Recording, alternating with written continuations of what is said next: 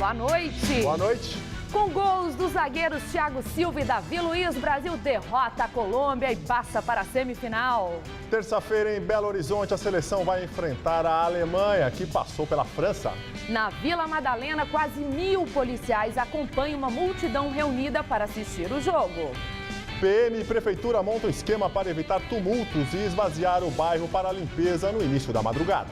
A Copa das Zebras mexe com os resultados dos bolões. Muita gente está saindo no prejuízo. Torcida vaidosa. Mulheres investem em maquiagem, homens em cortes de cabelo iguais aos craques.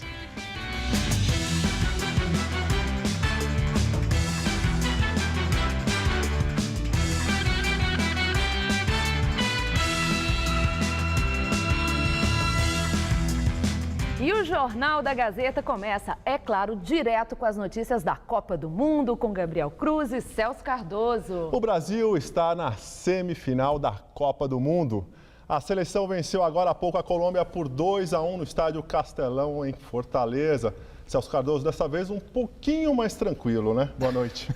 Sim, Gabriel. A seleção fez hoje a melhor partida até agora na Copa. Thiago Silva abriu o placar logo no começo do jogo, aos 8 minutos do primeiro tempo, após escanteio cobrado por Neymar. Foi o gol mais rápido do Brasil no Mundial até agora. O jogo seguiu com o Brasil dominando a partida, mas desperdiçando muitas chances de gol. No segundo tempo, a seleção continuou melhor e deu poucas chances para a Colômbia. E foi numa bola parada, né, que o Brasil ampliou. Davi Luiz cobrou com perfeição, sem chance para o goleiro Ospina. Aos 32 minutos, Rames Rodrigues foi derrubado por Júlio César, que levou um cartão amarelo pelo lance. O juiz deu pênalti, Rames cobrou e fez o único gol colombiano. No final do jogo, Neymar foi substituído por Henrique. Ele sofreu uma entrada de Zúñiga e deixou o campo na maca, chorando. Foi mais tranquilo, mas foi no sufoco. Comparando com prorrogação e pênalti como foi no Chile. Sim, claro. Agora, Celso, o que mudou na postura do Brasil? O Brasil jogou muito melhor do que nas outras partidas. Não fez aquele futebol esplendoroso que todo mundo espera, mas um futebol de resultado, pelo menos. O Brasil teve mais conjunto, Gabriel. Essa é a verdade. Se na primeira fase a seleção demonstrou uma dependência muito grande do Neymar, nessa partida, por exemplo, o Neymar não foi bem, não jogou bem. Mas o conjunto da seleção foi bem. A zaga funcionou direitinho, o meio-campo com o Fernandinho e o Paulinho, especialmente no primeiro tempo, também funcionou. O Oscar fez uma partida melhor e o Hulk, na verdade, foi o jogador de ataque que mais finalizou. Até o Fred voltou um pouco mais para buscar o jogo. A sensação é de que a seleção sentiu menos a pressão de estreia no mata-mata. Isso que eu queria falar, ali no hino nacional e no início do jogo, eles estavam mais calmos, não estavam naquela gana toda, estavam mais tranquilos, né? A poeira baixou. Precisava baixar um pouco mais a bola, o Filipão tem conversado com eles sobre isso.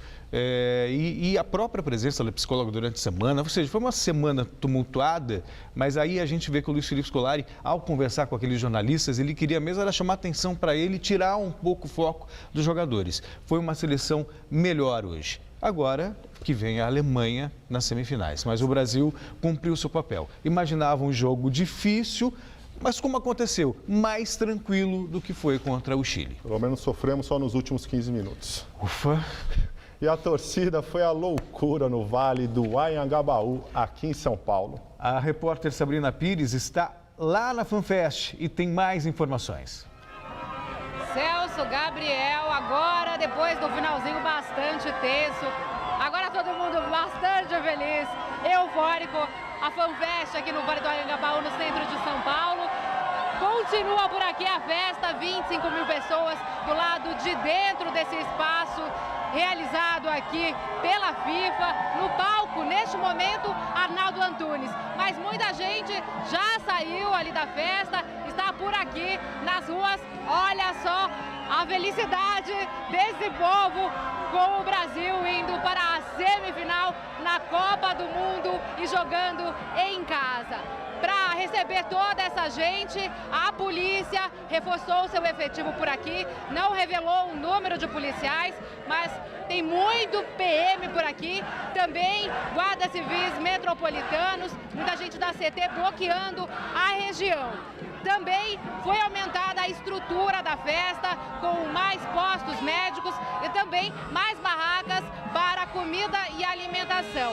A festa aqui hoje foi bastante tranquila, a polícia, pelo menos por enquanto, não registrou nenhum incidente grave, ninguém foi detido e hoje até a sensação é que a festa muito feliz, como sempre, mas mais tranquila do que os outros dias, com a peça-chave já tradicional, né, Celso? A tal buzina de caminhão, que depois que o Brasil faz gol, aí todo mundo resolve tocar. Celso. Ok, Sabrina. Valeu, Sabrina. E a Prefeitura de São Paulo decidiu que os bares da Vila Madalena, que virou o grande point da Copa aqui na capital, terão horário limite para funcionar. É isso mesmo. Os estabelecimentos poderão ficar abertos até a 1 da manhã em dias de jogos do Mundial. A partir de hoje, a Prefeitura fará uma operação conjunta com a Polícia Militar e os fiscais do Programa do Silêncio Urbano, o PSIL, para evitar que os torcedores permaneçam nas ruas após o horário. Às 2 horas da manhã começa a limpeza das vias. A tropa de choque está de prontidão e será acionada caso necessário. Os estabelecimentos que prometem funcionamento até o último cliente devem temporariamente mudar a regra. O bairro da Zona Oeste ainda ganhou reforço no policiamento por conta da quantidade de público durante o Mundial. Além da fiscalização do PSIL, a polícia deve reforçar as blitz da Lei Seca nos pontos mais boêmios da cidade, das 7 da noite até as 6 horas da manhã deste sábado. E a Alemanha vai a mais uma semifinal da Copa. No Maracanã, o time derrotou a França por 1-0 e conquistou a vaga pela 4ª vez consecutiva. Logo no início do primeiro tempo, o alemão Mats Hummels marcou de cabeça o único gol da partida. O zagueiro foi destaque no jogo junto ao goleiro Neuer, que fez excelentes defesas na disputa. Apesar da derrota, a França surpreendeu com um bom desempenho ao longo do Mundial, com 10 gols em 4 jogos. Com este resultado, a seleção alemã chega pela 13ª vez a uma semifinal. Nenhum outro time, nem mesmo o Brasil, conseguiu tantas vezes uma vaga entre os 4 primeiros colocados na Copa do Mundo. Mais cedo, a segurança do Maracanã foi reforçada para o jogo. Centenas de policiais circulavam ao redor do estádio e revistavam funcionários e torcedores. Mesmo assim, durante o segundo tempo da partida das quartas de final, as autoridades receberam uma denúncia de uma suposta bomba no metrô. A estação Maracanã ficou fechada por 25 minutos para vistoria e a circulação foi liberada depois que o risco de explosão foi descartado. Quando o jogo terminou com a vitória da Alemanha, o transporte público já estava normalizado e não houve confusão. Uma Alemanha muito forte, Gabriel. Adversário mais difícil do Brasil nas semifinais. Sem dúvida, terça-feira. É isso aí. Celso, fica por aí que você volta daqui a pouco, tá? Até já. Estela, com você? Moradores do Grajaú, na Zona Sul, reclamam que um parque que já deveria estar pronto ainda não saiu do papel. Eles também afirmam que o único campo de futebol do bairro foi fechado. Vista do alto, a área na região do Grajaú, no extremo da zona sul da capital, parece estar pronta. Ela já foi cercada e as árvores criam um ambiente ideal para o parque. Mas basta chegarmos mais perto e logo percebemos que o local ainda está longe de ser um espaço de lazer para os moradores do bairro. Dona Ângela vive aqui há mais de 30 anos. Diz que as obras para a criação do parque começaram em 2008, mas foram interrompidas no mesmo ano. Uma área que teria aparelho moderno, feito eles estão colocando, criança para brincar teria um parquinho, né? E isso nós não temos. Então, Equipamentos de ginástica, né? Isso, equipamento de ginástica, né? A área de caminhada. A área de caminhada nós temos que ir até o Jardim Minas é muito longe. E o Cantinho do Céu mais de 1 hora. E além do parque não estar pronto, a gente vê uma situação complicada. Olha só, o esgoto que vem de todo o bairro, ele corre, né, por aqui, nessa área verde, ele corre a céu aberto. E o cheiro é muito forte por aqui. Seu Aloísio conta que parte do esgoto do bairro e do Céu Três Lagos, que fica ao lado, cai direto na lagoa. Ele lembra do tempo que as pessoas ainda se divertiam nessas águas, hoje contaminadas. Nós vai ali em evento no céu, né? E lá a gente nem aguenta o cheiro desse lago aí tem 3 lagos. Muito lindo, né? Isso aí foi Porto de Areia antigamente. Então os 3 poluído aí de esgoto. Você viu a qualidade da água lá, né? Tudo preto, parece carvão a água, né? Ainda segundo os moradores, o único espaço de lazer que existia aqui no bairro era um campo de futebol que ficava justamente nesta área e que tinha sido construído pelos próprios moradores. Só que agora a área está sendo desocupada e vai servir para a construção de moradias populares. E o campo de futebol deixou de existir. A Caixa Econômica Federal, responsável pelo terreno, diz que ali será construído um novo empreendimento dentro do programa Minha Casa Minha Vida. Não tem onde brincar, sai da escola, não tem um lazer para o menino, não tem uma escola, não tem uma escola decente, nós falta tudo aqui para nós. Nós precisamos disso aqui no bairro. Seu Geraldo é um dos que lutam para que o parque seja feito. Sabe da importância de uma área de lazer para os moradores. Só não entende por que o projeto, depois de tanto tempo, ainda não saiu do papel. Eu acho que é falta de vontade política, né? Porque se isso aqui fosse num bairro nobre da cidade, isso aqui já tinha sido implantado. E tinha sido implantado com tudo do bom e do melhor. Em nota, a Secretaria Municipal do Verde e do Meio Ambiente afirma que a obra do Parque Céu Três Lagos está dentro do plano de metas da Prefeitura, que visa readequar 34 parques da cidade. O projeto que dará andamento nesta obra deve ser contratado nos próximos dias. Dias de inverno com calor de verão. Os paulistas tiveram uma sexta-feira ensolarada e quente. Aqui na Grande São Paulo, os termômetros chegaram bem perto da marca dos 30 graus essa tarde. Sem chuva, a umidade relativa do ar continua baixa. Vamos ver como fica o tempo amanhã no Brasil e em todo o estado de São Paulo com Mariana Armentano.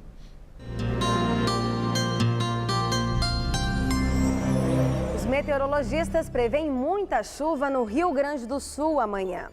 Uma frente fria reforça as áreas de instabilidade, provocando temporais em todo o centro-sul gaúcho. E uma grande massa de ar seco continua atuando em toda essa área, entre Santa Catarina, interior do Nordeste, até Rondônia. Chove de forma passageira na costa leste nordestina e de forma moderada do norte do Maranhão até o estado do Acre. Holanda e Costa Rica disputam mais um jogo pela Copa do Mundo amanhã em Salvador, onde vai fazer calor de 28 graus. Já Argentina e Bélgica se enfrentam em Brasília com tempo seco e máxima de 27 graus. Aqui em São Paulo, o tempo não muda. A massa de ar seco continua mantendo o tempo firme em todas as regiões. E os paulistas terão mais um dia de muito sol, céu azul e altas temperaturas. No centro-oeste do estado, as temperaturas ultrapassam a marca dos 30 graus, chegando aos 33 em Presidente Bernardes. Calorão também de 32 graus na região de Ribeirão Preto. No litoral, dia perfeito para ir à praia. Calorão de 30 graus nesse sábado. Aqui na capital, nada muda e o paulistano terá mais um dia de verão em pleno inverno. Nesse sábado, os termômetros batem na casa dos 29 graus. No domingo, o calor diminui um pouco, máxima de 25. E na segunda, uma frente fria chega a São Paulo e a máxima prevista é de 24 graus. Eu volto daqui a pouco no Jornal da Gazeta, edição das 10. Até lá! Saúde. Balanço da Secretaria Municipal de Saúde aponta que São Paulo registrou quase 13.700 casos de dengue este ano. O número de notificações cresceu 9,5% em relação à semana passada. Quase 70% dos casos acumulados no ano se concentram no período entre março e maio. Segundo a Prefeitura, apesar do crescimento de casos confirmados nas últimas semanas, o número de notificações começou a desacelerar e já é possível concluir que o pior período da doença neste ano já está superado. 10 pessoas já morreram de dengue neste ano na capital paulista.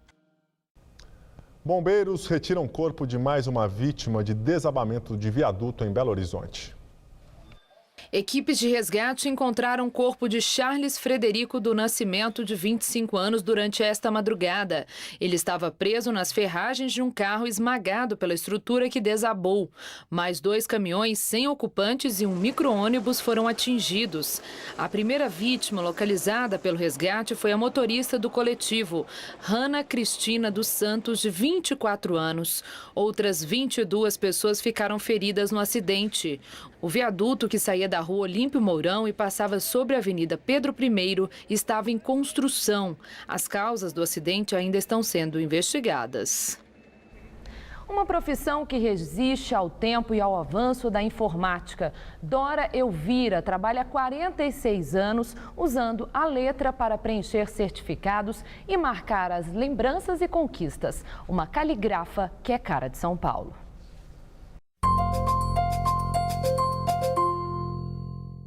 Ela é de prosa fácil. Adora conversar sobre a vida e sobre a profissão que escolheu. Dora é calígrafa. Desde a infância, quando viu o pai escrever, se apaixonou pelas palavras desenhadas no papel. Ela faz as letras que ornamentam certificados, termos de posse, de honra ao mérito. E a primeira coisa que aprendeu nesta atividade foi usar canetas de pena, sem fazer barulho. Se a pena faz barulho, é sinal de que ela não deu a viradinha certa para subir não digo subir, mas para você colocar a linha para cima. Para fazer o formato certo também. É o formato certo. Nascida na zona norte de São Paulo, Dora Elvira Bottiger é filha de mãe russa e pai alemão. Criou 5 filhos que hoje vivem em diferentes partes do mundo. Com 72 anos de idade, 46 foram dedicados exclusivamente à arte da caligrafia profissional. Começou fazendo convites para o curso de Direito da PUC de São Paulo. Mas, ao longo da vida, ganhou espaço e destaque ao usar seu talento para escrever menções honrosas, como esta, dedicada ao Papa Bento XVI, e acabou se tornando uma das principais calígrafas da capital paulista. A Dora também faz brasões de famílias e os desenhos aqui, por exemplo, tudo feitos à mão. Ela faz também diplomas de todos os tipos. Aqui nessas bordas, que são chamadas de faixas decorativas, tudo feito à mão também. Este aqui com desenhos de folhas. Este outro diploma com desenhos abstratos. E este aqui com rachuras, que são linhas bem finas, muito próximas umas das outras. É difícil de fazer tudo isso? Olha, depois de 46 anos é muito fácil. Para fazer os diplomas, ela mostra as peles de cabra compradas a R$100 cada uma. As mais escuras são usadas para fazer pastas. Para confeccionar um documento simples, ela cobra pelo menos R$700. O trabalho é artesanal e a procura é constante. Para dar conta da demanda, começou a ministrar um curso para capacitar novos calígrafos e garante que a profissão não ficou para trás com o crescimento da informática. Em nenhum momento ele perdeu espaço. Alguns já optaram para fazer isso em gráfica, mas muitos se arrependeram e voltaram. Estas pastas mostram a quantidade de trabalhos feitos ao longo dos anos. Muitas delas, nas prateleiras, guardam recibos de encomendas entregues. De família religiosa com origem luterana, ela é uma lutadora paulistana que não pensa em parar de trabalhar. Eu pretendo realmente continuar até onde eu puder. E também já estou me especializando em dar aula de alemão para 3 sobrinhas netas, porque eu penso, se um dia, de repente, me der uma tremedeira e eu não puder mais escrever, aí eu já tenho a carta na manga para ensinar alemão.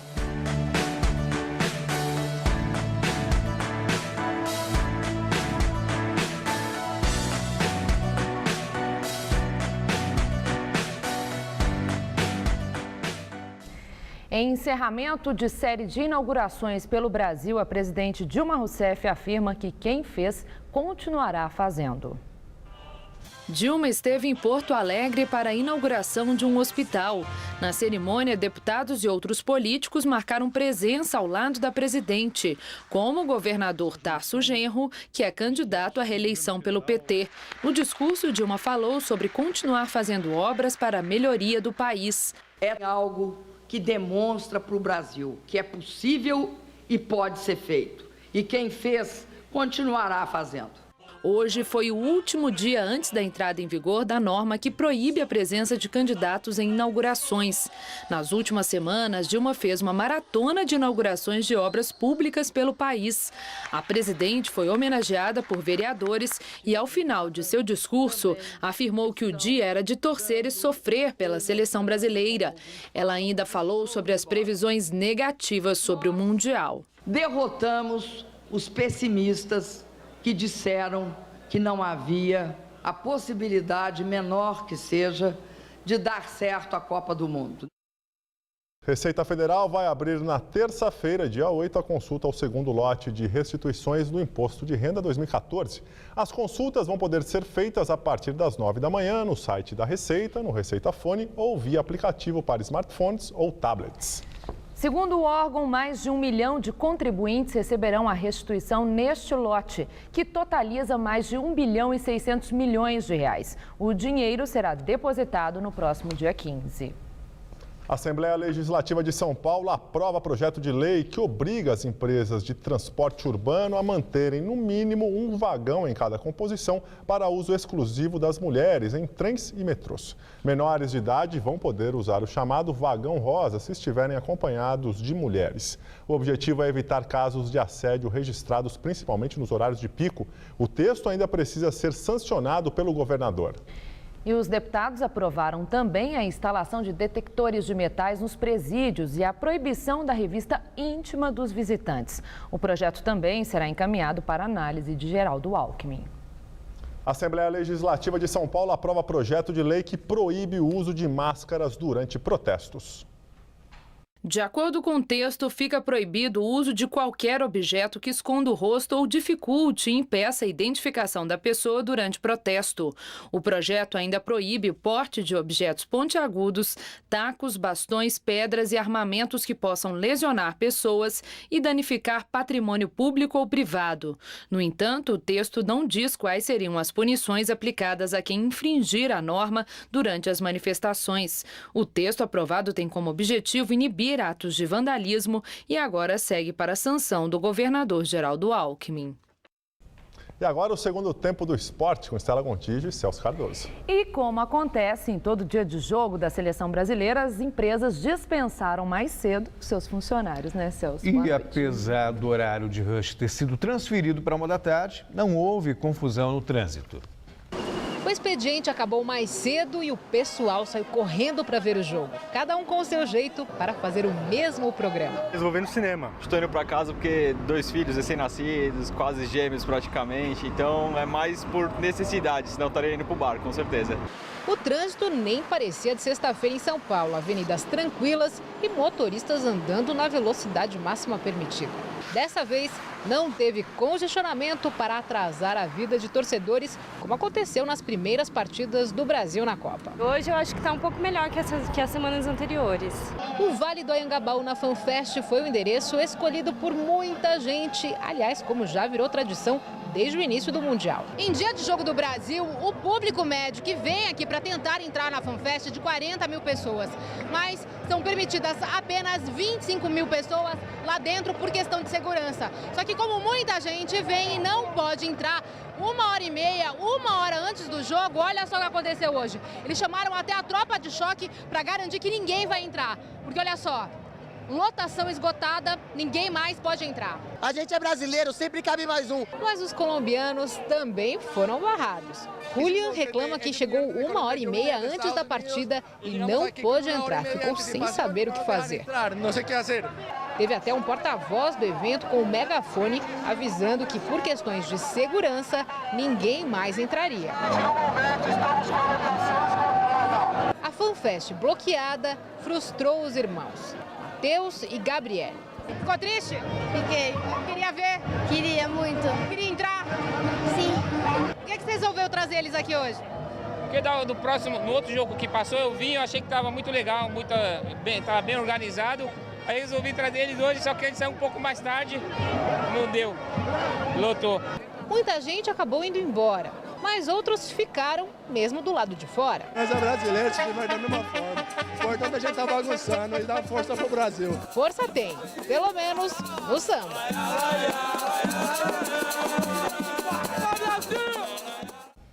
E nós voltamos a falar com a repórter Sabrina Pires, que acompanha a festa brasileira no Vale do Anhangabaú.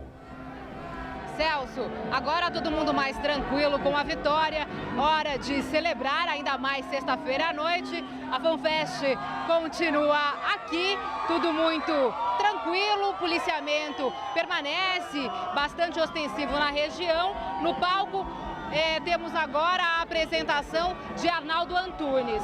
Muita gente já indo embora, a gente consegue perceber a saída dos torcedores aqui da FanFest.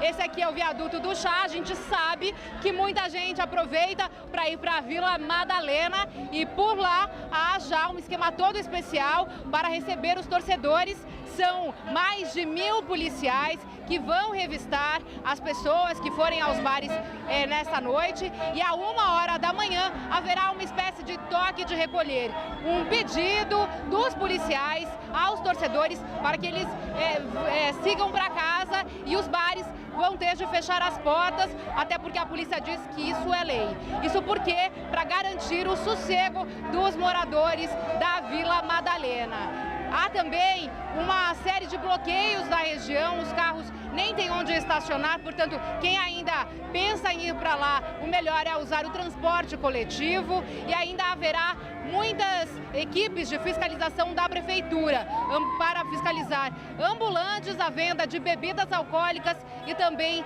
de comida, e o PSIL, o Programa de Silêncio Urbano. Isso é para garantir o sossego dos moradores ali do bairro. Aqui no centro de São Paulo, a saída dos torcedores de maneira tranquila, inclusive colombianos. Tudo aqui muito tranquilo, tudo em clima de festa. Voltamos ao estúdio. Obrigada, Sabrina. Em Fortaleza, no pré-jogo, as ruas da cidade foram tomadas pelo amarelo das camisas dos torcedores brasileiros e colombianos. Na fila de espera pelo ônibus que os levaria ao estádio ou lá mesmo no Castelão, os torcedores davam palpites otimistas e apostavam na ansiedade e no medo dos jogadores adversários. 3 gols hoje. Fred vai arrebentar. 2x0. 2 gols do Fred. 2 gols do Fred. O Brasil, bora Brasil! Os colombianos não se intimidaram com os donos da casa e torciam com empenho nessa que é a melhor campanha da seleção na história. Vamos a ganar 2-1, talvez 3-0, está bien, pero vamos a ganar. Já os brasileiros tinham a favor o balanço histórico dos encontros entre os times. O Brasil venceu praticamente todos os confrontos contra a Colômbia.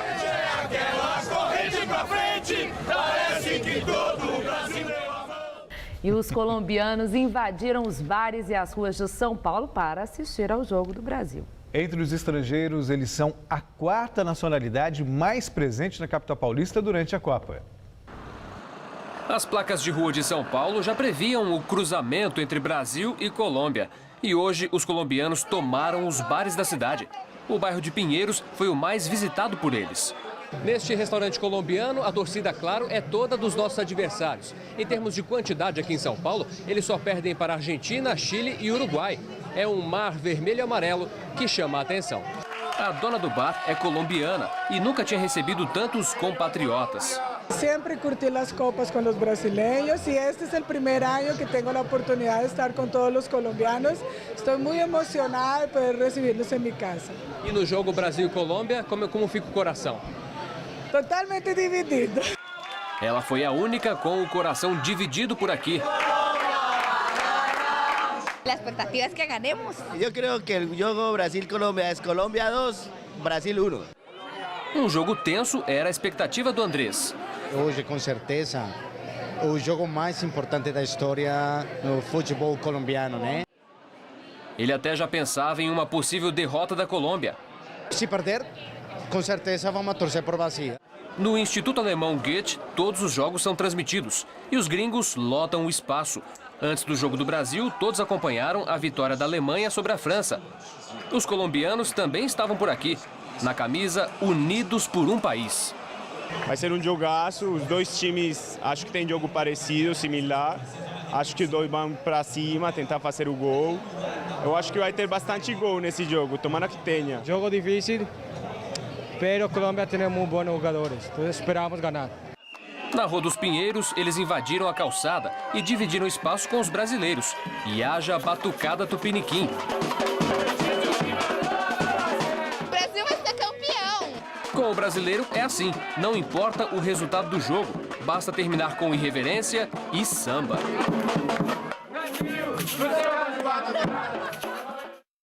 Festa brasileira, mas uma notícia que preocupa os torcedores. O Neymar foi ao hospital para fazer exames, né, Celso? É porque o Zuniga, ele foi com o joelho na região lombar do Neymar. Então, pode ter afetado coluna, a 6ª, a 7ª vértebra. Enfim, vai passar por exames, já está passando por exames, na verdade.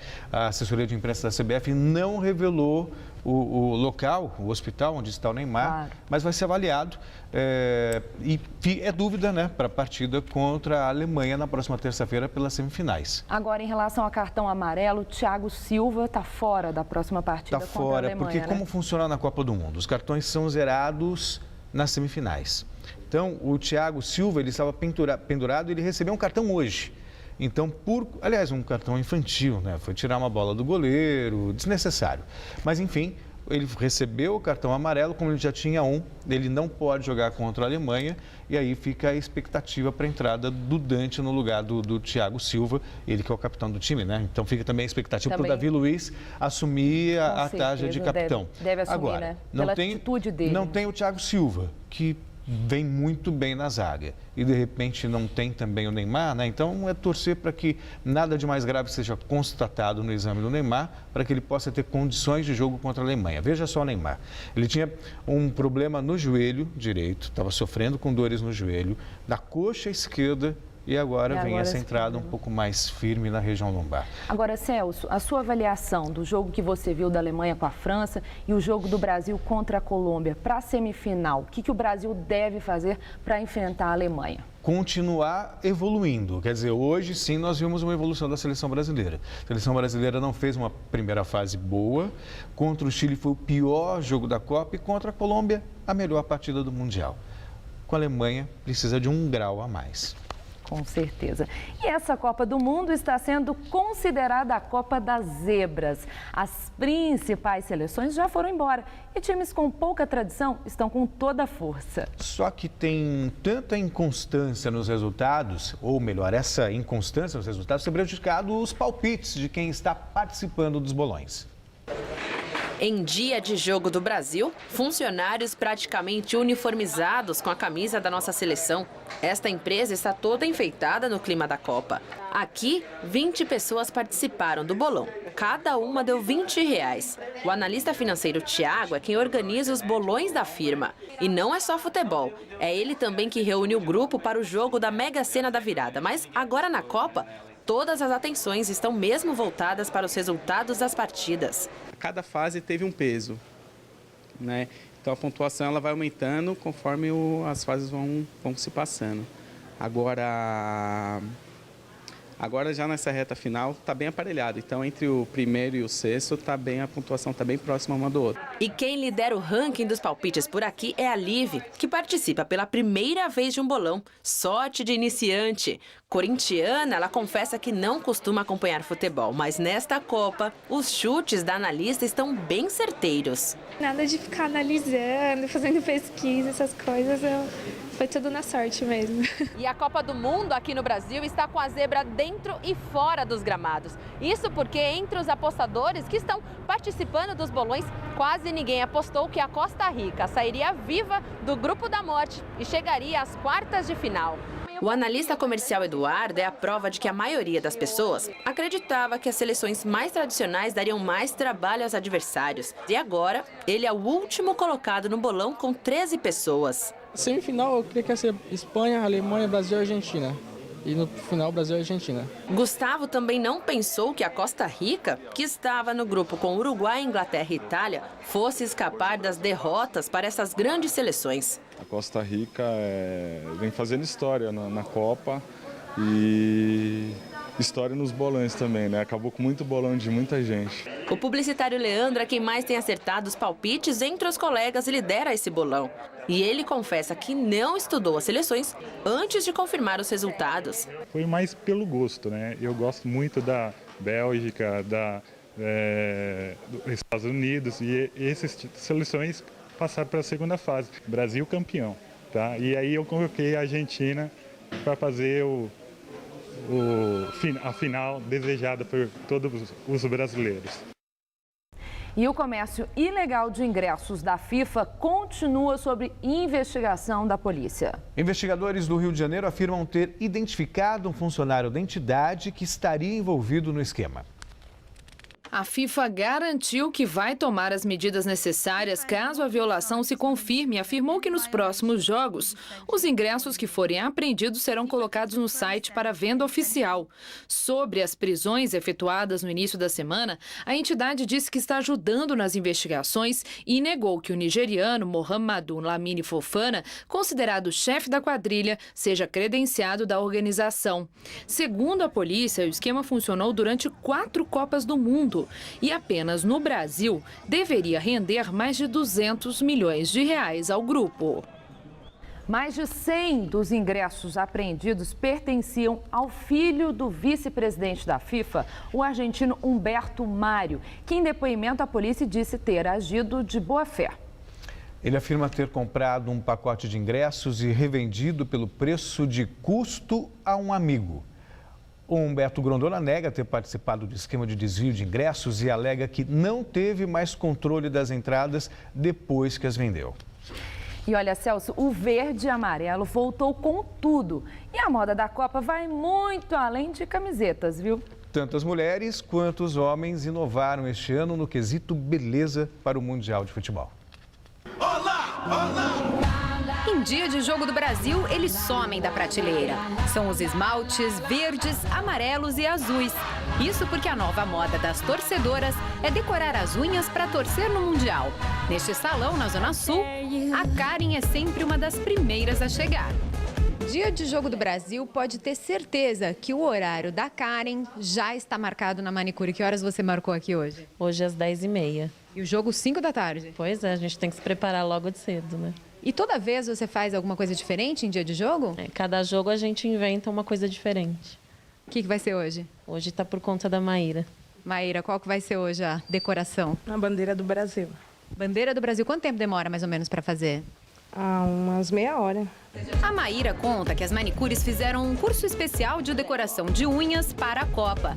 Se bem que nem o curso ajuda quando as pequenas clientes aparecem. Tem que ter criatividade, né? Ela já vem com a imaginação pronta, ela já vem com a ideia delas formada.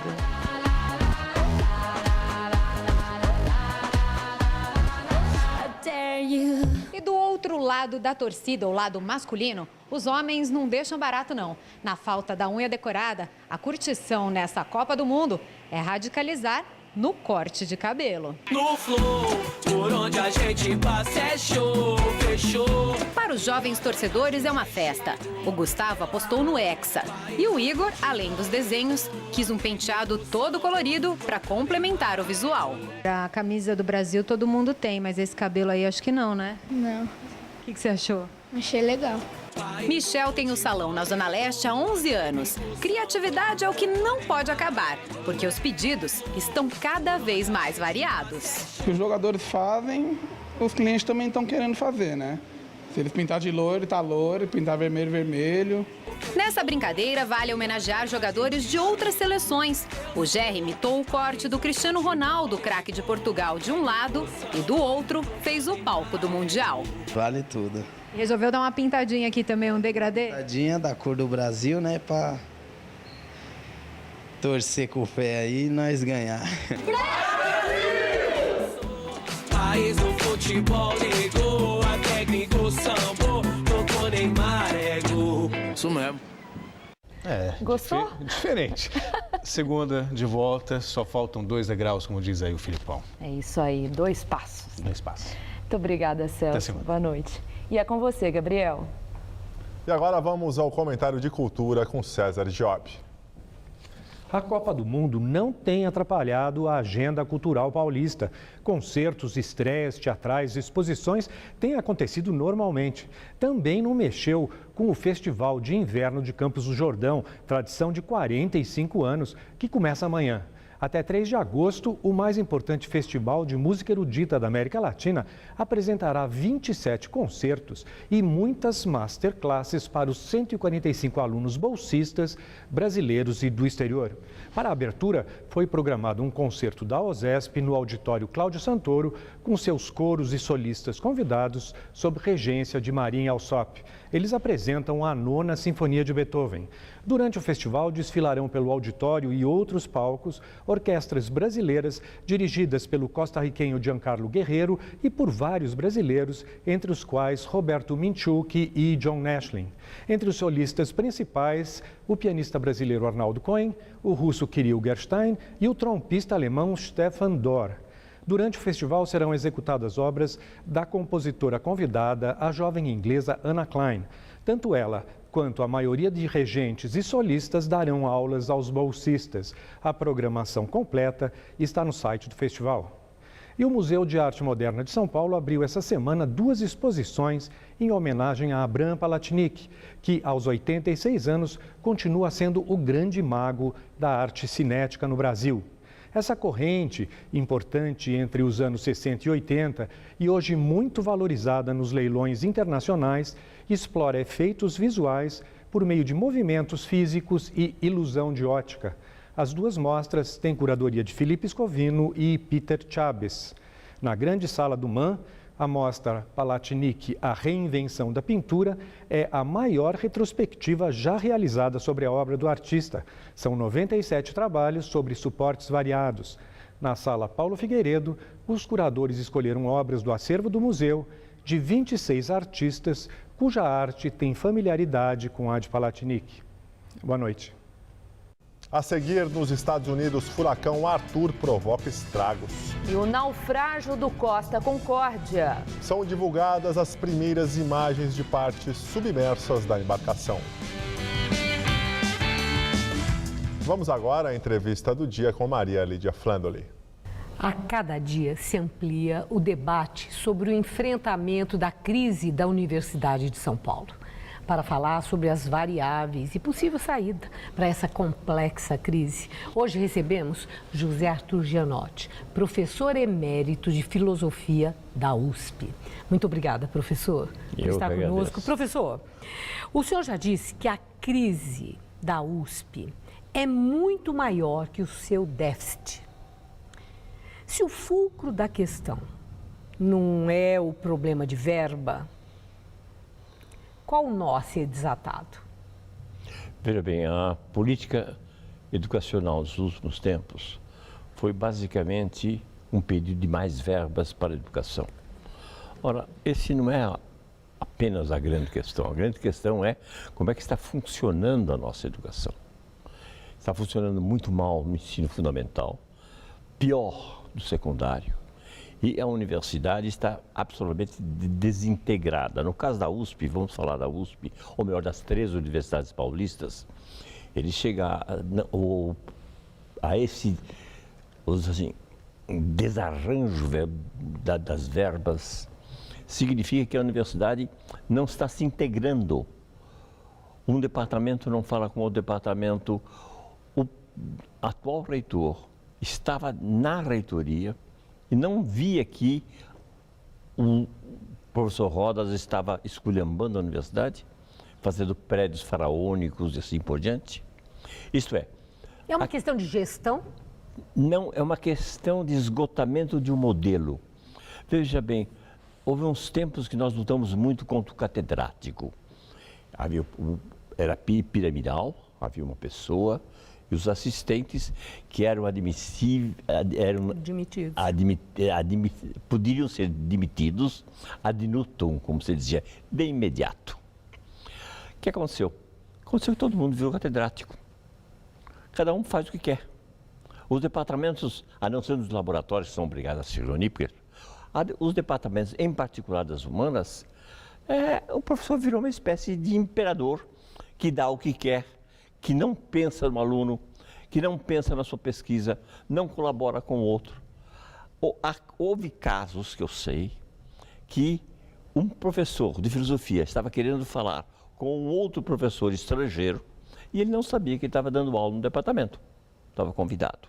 Agora, como é que nós podemos entender isso? O senhor ficou muito tempo, né, vendo o processo de mudança pelo qual foi passando a universidade, certo. Porque o que o senhor descreve certamente não aconteceu de um dia para o outro. Não.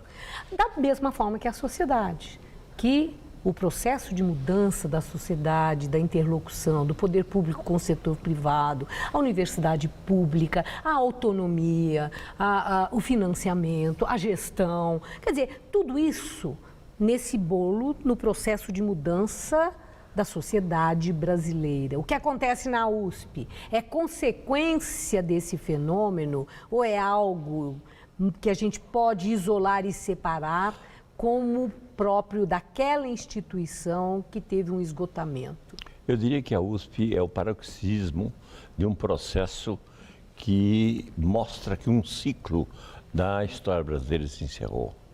Ele começa com a queda dos militares, que não foi provavelmente uma derrota, nós temos que lembrar isso. Houve um acordo, os militares saíram com um acordo, não foi como a Argentina em que eles perderam, não é isso? Por isso a questão da anistia é uma questão muito grave. Depois nós tivemos todo um processo de desenvolvimento e esse processo se esgotou. É muito simples. Nós sabemos hoje em dia que não há como criar riqueza a não ser através da economia de mercado. E nós sabemos também que a economia de mercado ela é predadora. Então nós precisamos, de um lado, ter uma economia de mercado e, de outro lado, controlar essa economia. Nós não temos maneira de criar riqueza a não ser pelo mercado. Muito bem. Eu tenho visto colegas meus dizendo agora estão um complexo contra o distributivismo, porque nós sabemos que toda essa política de aumentar a renda das pessoas chegou ao limite. Por quê?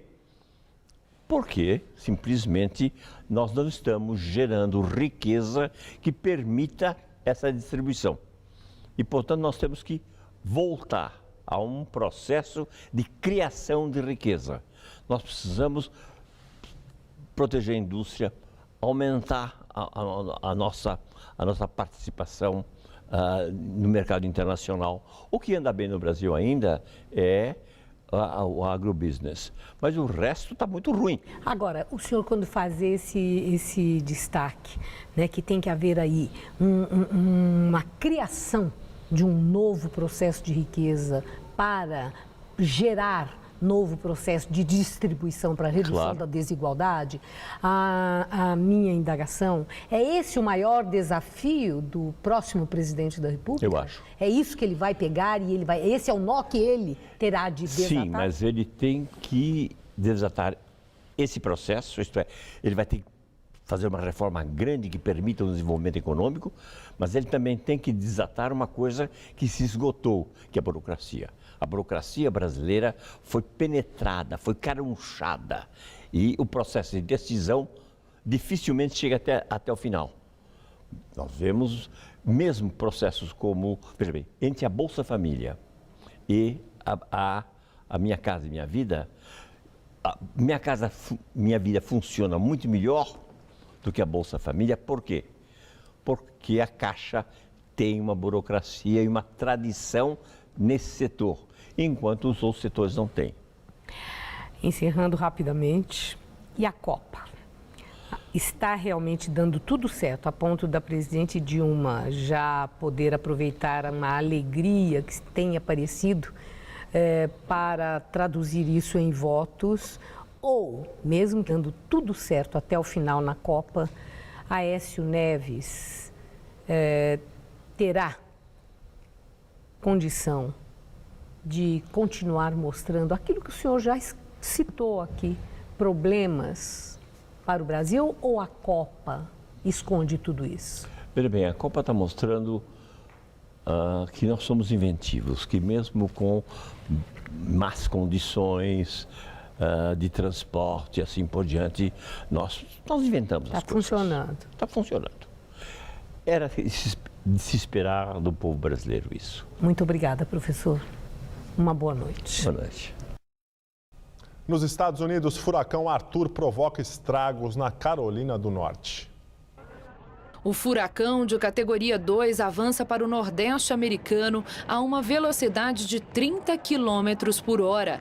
Os ventos são de mais de 150 km por hora.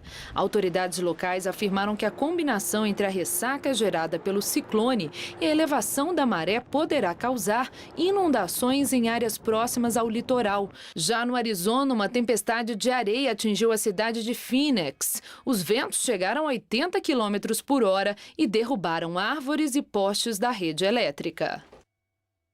E agora vamos ao comentário de economia com Vinícius Torres Freire. Uma semana antes da Copa, parecia que o país estava tendo um ataque de mau humor agudo, com tumultos nas ruas das grandes cidades e baixa aguda na confiança de consumidores e empresários. Confiança que começou a cair rapidamente depois de abril. A bola rolou e, ao que parece, demos um tempo no protesto de rua, nas greves e o mau humor, pelo menos, parou de piorar, dizem as pesquisas. Ou, pelo menos, é o que diz a pesquisa da Datafolha, feita nesta semana, na quarta-feira. Mas os dias de festa da Copa mudaram a opinião da maioria das pessoas sobre economia e política? Ou apenas estamos dando um tempo, relaxando um pouco depois de um ano de tensão? Parece que é esse o caso. Pela pesquisa da Datafolha, por exemplo, de fato diminuiu um pouco o número de pessoas para quem a inflação vai aumentar. Eram 64% logo antes do início da Copa. Agora são 58%. No entanto, esse nível de pessimismo com os preços ainda é altíssimo. Pelo menos desde novembro anda acima de 58%. Esse é o nível de insegurança econômica e de medo da inflação, semelhante àquele que nós vimos nos piores anos do governo de Fernando Henrique Cardoso, entre 1999 e 2002. Nesses anos, houve a grande desvalorização do real e o apagão, o racionamento de eletricidade. Havia mais desemprego, disparadas da inflação, a renda dos brasileiros era menor e o Brasil, enfim, quebrou, teve de ir ao FMI. É nesse nível de pessimismo econômico que ainda estamos. Mesmo a avaliação do governo de Dilma Rousseff, que melhorou um pouco, está muito perto do seu ponto mais baixo, que aconteceu durante os protestos de junho do ano passado. As pesquisas de confiança econômica feitas por associações empresariais e pela FGV também ainda mostram alguma piora. Um aumento mais suave, no entanto, do pessimismo, é verdade. Mas não indicam melhora. Quer dizer, demos um tempo com a Copa. Estamos relaxando um pouco, mas ainda estamos preocupados, bem preocupados com a vida. Além do mais, é difícil acreditar que a confiança possa melhorar muito depois da Copa.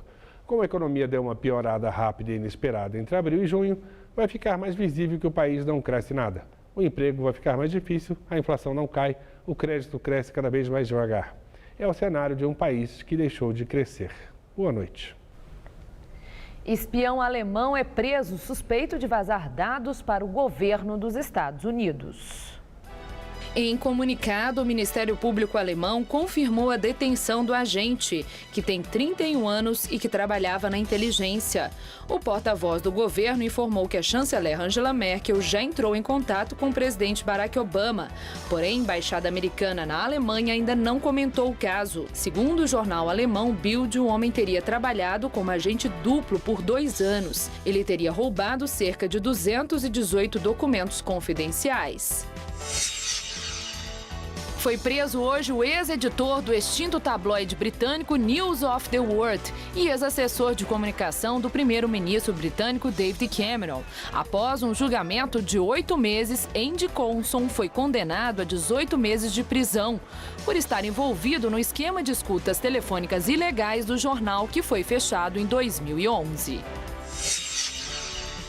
Vídeo mostra partes submersas do navio Costa Concórdia.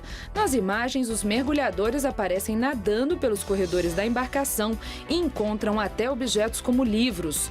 Os computadores da recepção também permanecem nas mesas. O Costa Concórdia afundou em 2012, matando 32 pessoas. O navio deve ser rebocado em breve.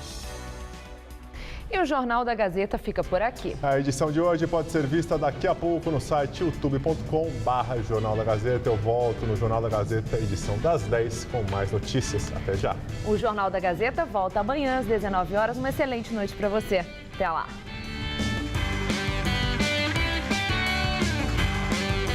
Hoje, 10h30 da noite, uma conversa esclarecedora sobre inclusão social no Todo Seu.